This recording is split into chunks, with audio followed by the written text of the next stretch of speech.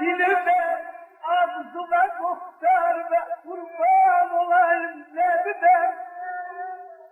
Zerime didar ve kurban olayım Hesbide. Ürküme muhtar ve kurban olayım gece gündüz. Her kuyunda bu güzellerini sökerek çekmeyi ruhtarına eşki terbi ter sıkıldım rah eşkimde bu çimu zermi merser haline rehber ve kurban olayım Cenab-ı kurban.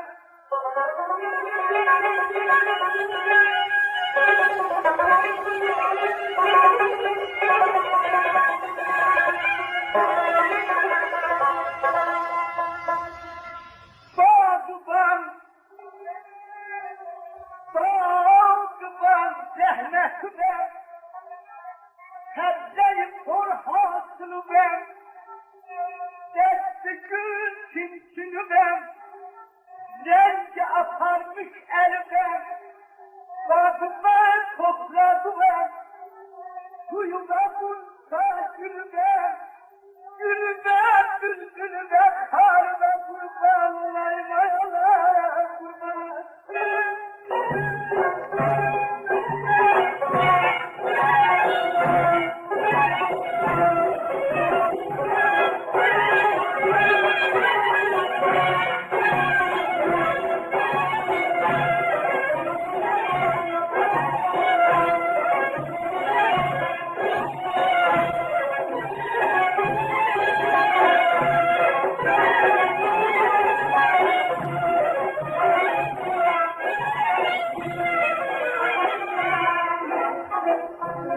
Bir gün uğramadan, güzellikten düşersen, yandırdı gına ateşlere, düşersen.